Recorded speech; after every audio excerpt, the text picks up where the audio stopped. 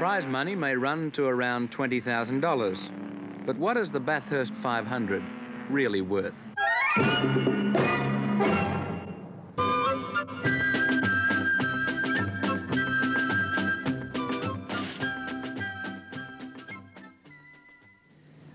This weekend is a big one for car fans. At Bathurst this Sunday, 61 cars will compete in the Hardy Ferodo 500. And this race is the Prestige Series production car event, which means it's the top event for ordinary cars.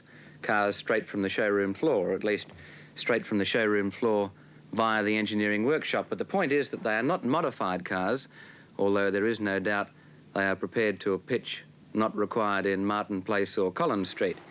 The prize money runs somewhere around the $20,000 mark, although there is little doubt that money put into it by competitors would run closer to $1 million. The real prize is approval within the public eye, and this makes for a fascinating competition, particularly among the big three of Australia's car manufacturing world: Ford, GMH and Chrysler. For a peep into the power game, this report by John Sexton. All roads lead to Bathurst this time of the year in the car industry. It's the annual showcase of what production cars can do on a racetrack with special preparation. It's big billing as a spectacle and bigger business for the auto industry. The big three from Detroit, Ford, Chrysler and General Motors, have 39 cars in the field of 61. Ford and Chrysler are running works teams. General Motors have a world policy of not taking part in motor racing, so Holden dealers run their own team, managed by Harry Firth, a legend in the car game. His opponents call him the Fox. To his team, he's the Doctor, with a surgical skill in extracting the last ounce of performance from engine, car and drivers. He's running 4 Tiranas, developing an estimated 160 brake horsepower and reaching about 125 miles an hour. Chrysler's challenge is managed by John Ellis, a young engineer 3 years out of university. He got the key job 5 weeks ago. He has 4 Valiant Pacers. 2 of the new model announced just as entries closed, with the estimated 245 brake horsepower driving them at around 125 miles an hour. Ford Special Vehicles manager Al Turner came from Ford Detroit. Last year, he narrowly lost the outright prize to one of Firth's cars. This year, Ford Works team is again favoured for prestige outright honours. The most powerful car in the race, the GTHO Falcon, with an undisclosed output of between 300 and 400 brake horsepower. Competition among the big three cars has intensified as recent races show up strengths and weaknesses. Motoring writers have noted brake and head gasket troubles in the big Ford and tyre problems in Pacers. Each team keeps a knowing eye on the others. Experienced competition drivers don't miss a beat of the opposition's engines on the practice track. The big three teams have contracted top drivers for the punishing 500-mile endurance race. Several plan to drive single-handed, as the new regulations permit, but most have nominated co-drivers. Works drivers follow detailed instructions that read like a battle plan as they put in final runs before the 100-mile Oran Park race. Just take down, get it round like that.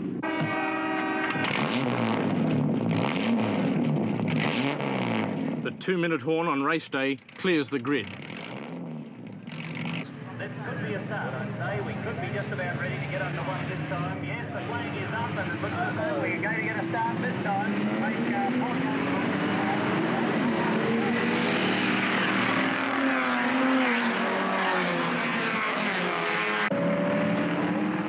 At Oran Park, Chrysler were running all stops out for a spectacular win. Champion sprint driver Leo Gagan led in a pacer, hotly pressed by one of Harry Firth's Tiranas. These engines burn up dollar notes as greedily as petrol. By the time the starters roll onto the Bathurst grid, the private entrants will have spent up to $5,000 in preparations. The big three spend undisclosed amounts. The Ford Works team hadn't entered this race as their cars were being stripped down in Melbourne. It may have been shrewd tactics by Al Turner, as the tight sprint circuits didn't suit the big cars. Privately entered Fords couldn't stretch out the thundering horses that will rocket them along the Bathurst straights. Chrysler pits were confident as the race unfolded. The smaller Tirana couldn't pass Leo Gagan, but was driving him slightly harder each time round.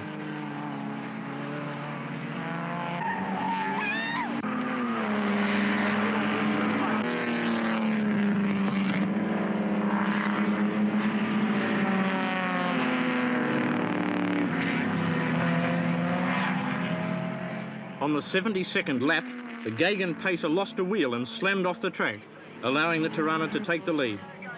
The Chrysler pits were stunned by the accident. It looked a serious setback to their Bathurst challenge. The pressure was off Harry Firth's cars. With only something like 5 or 6 laps to go. The tactics were to just sit behind him and worry him all the time, and eventually when he ran wide, just go through him, which we did. Took a fair while, and the tactics of their team, as you saw, sort of lost us a lot of ground a couple of times. That was fairly a bit beyond the realms of normal balking, you know. What does this tell you for Bathurst? Oh, well, we're definitely competitive for Bathurst. We know this already. But the big V8s are much stronger. This is a short circuit, that's a long one, and they're much stronger. But the same tactics will apply, you know, you'll just worry them all the time. If they make it or they don't. Bob Morris is going to take it out. Bob Morris for Alan Mason Holden in the Tirana XU1. Oh, Bathurst is the ultimate. Like, this is all a build-up. You see, we started at Warwick Farm, which we won. We went to Sandown, which we came second. We've won here. And it's a case of proving your car and trying to psycho the opposition and finding out all the faults in their cars while they're looking for the faults in yours. And, you know, proving the car out, because we haven't touched this particular car. We just run it at the 3 meetings without laying a spanner on it, hardly. And we now know that it will more than go the 500 miles. And this is something which, you know, does tell a fair bit. You say psycho the opposition. What sort of things do you do? Oh, well, we try and pressurise them a little bit. If you notice the second blue car balking ours today, like they'd come up and one would let them go past and the other one would pull in front of ours and stop in front of him. Well, this holds him back, you know, and this is all pretty fair tactics, although we don't like to see too much of it. There are rumours that you use a few tricks yourself. You put up dummy lap times and give dummy signals. We do, you know, give signals which confuse everyone else. We've got our own particular brand of signals. I suppose they're known mostly to me and the blokes, what I tell him. Even the mechanics don't know half the time. What do you think will be the big decider? Perhaps brakes on the big Fords? Well,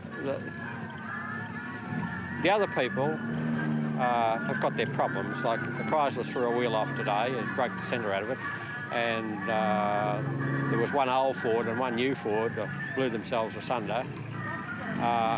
Whereas ours are just whistling round and round, and we're pretty happy about this, and we think that we can just sit there and nibble away at them all day, and what result comes out in the end, well, we'll see. Well, the wheel centre broke, which caused Leo to stop, unfortunately. Do you know what made it break? No, at this stage we don't. We'll have to conduct metallurgical analysis on the material of the wheel to find out what is the trouble. We haven't broken a wheel before in any race, and we've completed many that are a lot longer than this one. Did you flinch when you knew that all the television cameras were on that car as it broke its wheel? Well, that was less of a worry than the fact that the wheel had broken to the car. As an engineer, I don't like to see parts for which I'm responsible fail. What sort of doubts has this cast in your own mind about the other wheels, perhaps? From a technical point of view, it means we'll go back to the wheel folk and say we need a better wheel. This is where motor racing does something for us.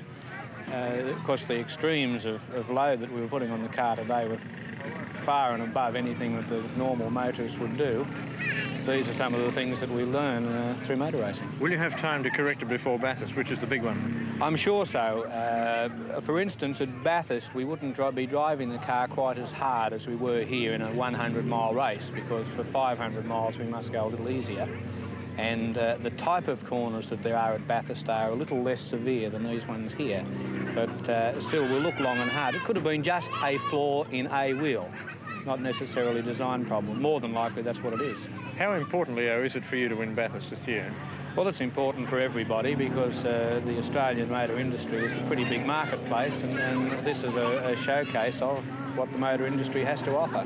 You saw a mini Bathurst here today. It was very interesting, and you could see how keen everyone was to win. Ford had won the week before at Melbourne Sandown Park. An impressive display of wet weather driving by #1 works racer Alan Moffat had brought one of Al Turner's cars first home through the steady drizzle that left many smaller cars, including the Tiranas, floundering. Congratulations. A very fine drive. Thank you. And was it? Well, I hate to say it's not Coca-Cola that makes that fabulous Ford go the way it did. I would like to express my appreciation and thanks to the organizers of the Light Car Club who put on the meeting, and in particular to the flag marshals who stood out there in the rain and obviously for 3 hours to make it a safe race for us. Alan Moffat is currently favourite for outright honours at Bathurst. But nagging doubts whether the big cars will last the 500 gruelling miles were fed by their mechanical troubles at Sandown. Also of the Ford Motor Company, the Ford Falcon GT-HO. The Ford pits functioned like clockwork. They needed to. With cars making 2 fuel stops at Bathurst, every second is vital. A competitor can gain 5 miles while the petrol goes in. It was a mixed day for Al Turner. He won, the cars did surprisingly well in the wet, but too many had basic problems with engines and brakes. Alan Moffat takes the victory lap. His car a far cry from the machines in the first 500-mile race in 1960, won by this Vauxhall. Its preparation, a few casual drives on the highway to make sure everything worked. A quick tune, a polish, point her up the track and let her go. The 1960 winner, John Roxburgh, now manages the Datsun racing team. He's unhappy with the way the race has developed. I'm firstly critical that it's become a race for an outright winner now. When we first won it, there was no outright winner's prize, no money. And secondly, I'm very critical that the cars have developed away from what the general public drives. You think that the car that runs on Bathurst track is not really a standard car? No, I don't think it's freely available to the public. I think if you went to try and buy one of the big three special Bathurst specials at the moment, you couldn't buy one. What about the qualification that 200 must be sold? Well, that's just obviously ridiculous. To be a production touring car in any other country but Bathurst, you have to make 5,000 units. Bathurst, you have to make 200. That's obviously patently ridiculous. You believe that the big three build special cars for Bathurst? Well, I mean, nowhere in the world do you buy a car with a 45-gallon fuel tank except in Australia, and that only happens to bob up about a month before Bathurst.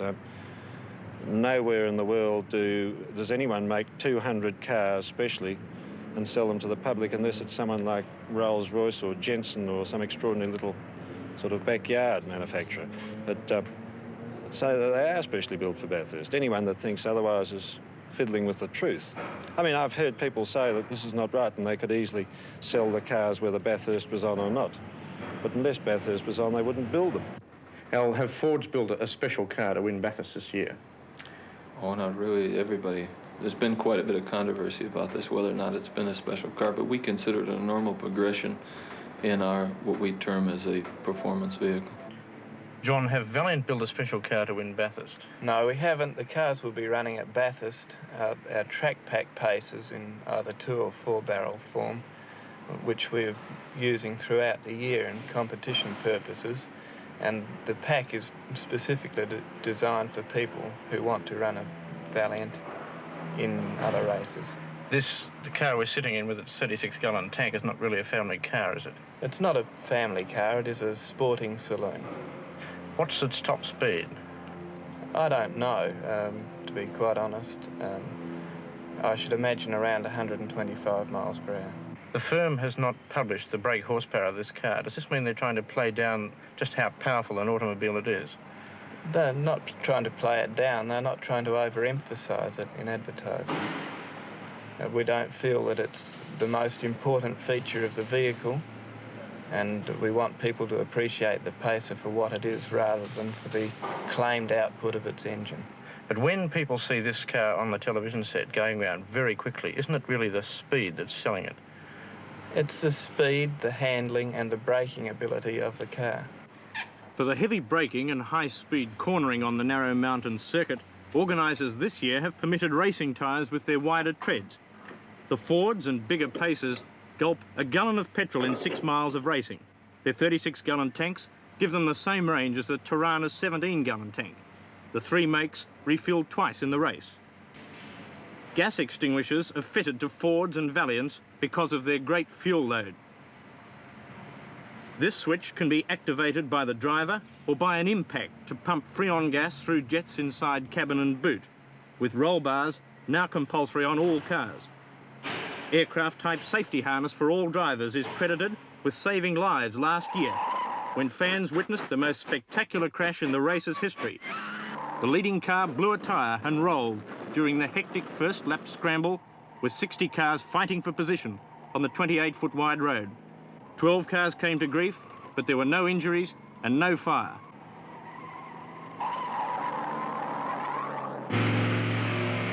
Every part in a Bathurst engine is tested until perfect. While still brand new, it's taken to pieces and rebuilt to the maker's blueprint, eliminating any small variations that are usual in a production line engine. Its power output is measured on a dynamometer until it has maximum efficiency. Every hour means another part more perfect, less friction, more power, a fraction more speed to play with. These are the thoroughbreds. They carry the company and dealer flags. Does Bathurst Performance sell cars? Alterna. Well, let's put it this way. A gentleman has to take pride in the vehicle that he owns. Nobody wants to own a vehicle that's a loser. We feel that, yes, it does have a tendency to help us to sell vehicles. I think it has a tendency to create an overall image. You don't seem to want to commit yourself very strongly that there is a direct relation between a win at Bathurst and an increase in sales. Well, our statistics and surveys haven't been able to really definitely prove this. A number of times that we have won, the sales have decreased right after Bathurst. So it depends on the environment of the market, but generally speaking, we believe that there is benefit in it. Does this seem strange to you that there's only an impalpable kind of benefit, something you can't really measure, from a tremendous expenditure of money and effort? Well, it's a difficult thing to equate directly to sales, and that's why I can't really give you a positive answer. But, you know, it can be like advertising. If you don't advertise, you don't sell anything. Car dealers believe the best advertisement is a checkered flag with the winning make shining proudly in their showroom. Even used cars seem shinier from a Bathurst winning stable. Selling is the name of the automotive game. Any publicity attracting potential buyers makes a dealer bask in reflected glory from his works team, even though the bread and butter models are 20 miles an hour slower than their racing brothers. The Melbourne home of Ford. Even within the firm, few can estimate the company money involved in the challenge, directed from Alterna's office in the Research Nerve Centre. Motoring experts have suggested a design and production project involving $250,000. Alterna. Well, they know more about that than I do then. I don't have any information about that at all. What would happen to you, say, that in the event that your cars didn't win the Bathurst? What would happen to me? Yes. Well, I'd probably come back to work on Monday and continue to do just exactly what I'm doing. You know, in order to be, you know, anybody can be a winner. But to know how to lose and be a graceful loser sometimes is hard for some people to do. And when you enter into competition, you always face the possibility of losing. Nothing is a sure thing. And we believe that, you know, we lay our reputation on the line at Ford when we openly enter motorsport. Some people don't choose to do this. Are you thinking of GMH, perhaps? Well, I'm not saying, but I think it's quite evident. We all know who enters into motorsport. We all know who are not involved. But there is a great deal of money being spent by somebody to make other vehicles competitive. Can I pin you perhaps closely? Do you believe that the Holden dealer team is in fact an independent team? I don't have anything to prove that it is. Or I don't have anything to prove that it isn't. I am not employed by General Motors, but by the dealers. But some motoring writers have said that the Holden dealers team is just a backstairs way for Holdens to actually race cars. Well, they're entitled to their opinion. I run the team, and I happen to know what does go on. And I am employed by the dealer council. What assistance do you get from the factory? Well, practically nothing. You get technical help if there's something going wrong, or if you want the blueprints or something like this. All these sort of things are available. Once again, I've still got to work for the dealer council all the time. I don't actually have anything to do with the factory. Chrysler puts its reputation on the line for its car's performance, with these paces getting their finishing touches in Sydney. Chrysler executives have been termed the quiet men from Adelaide, but no one underestimates the intensity of their campaign. Manager John Ellis. Well, our tactics will be to go as fast as we can and beat them where possible, but we will keep other cars in reserve at a set lap speed that they can be sure of finishing in a good position at the end of the race. What do you think would be Harry Firth's problems and Al Turner's problems at the moment? I think Harry Firth's problems will be getting his cars ready in time. I believe they are a bit behind schedule, and I think in the race that their brake endurance will be inferior to ours, and I think that our cars will be faster. Al Turner is having a lot of trouble with brakes and also with engines. You're relatively young compared to Al Turner and Harry Firth. Do you feel this may be a disadvantage, or lack of competitive experience? I think the lack of experience is a disadvantage. I don't think being young is. I think I can look at things in a different light from their old established point of view, and I think this is a definite advantage. Harry Firth's garage in a Melbourne backstreet is burning late-night electricity with only days to go. The team have prepared cars for many years and know the fine mechanical touches that can win or lose. Harry Firth, the old campaigner, appreciates the slimness of the margins. He won the race last year on a calculated risk that the leading Ford would have to stop for petrol in the last lap, while his Holden had enough juice to coast to the checkered flag. The margins may be as fine this year. Everything is pushed to the legal limit. In this anonymous, tightly guarded building separated from the Ford works, Al Turner's men are fighting their battle against time to solve crucial problems that are only known inside the wire. As front runner, Al's under most pressure, with the pack hard behind him. One slip and they'll drive over him. Any time that I spend watching to see what my competitor is doing, it takes time away from my own job, and then I'm not capable of doing the best that I can possibly do. What can you say about your tactics for Bathurst? I'll go as fast as we can for as long as we can and win if we can. I think that Fords have got problems with the only cars that are definitely faster than ours, and I think that we've got a very good chance of winning.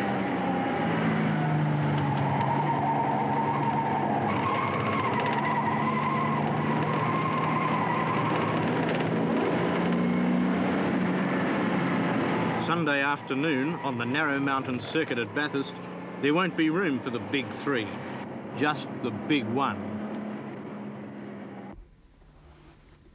And that's it for another week. Until next weekend, it's goodbye from Four Corners.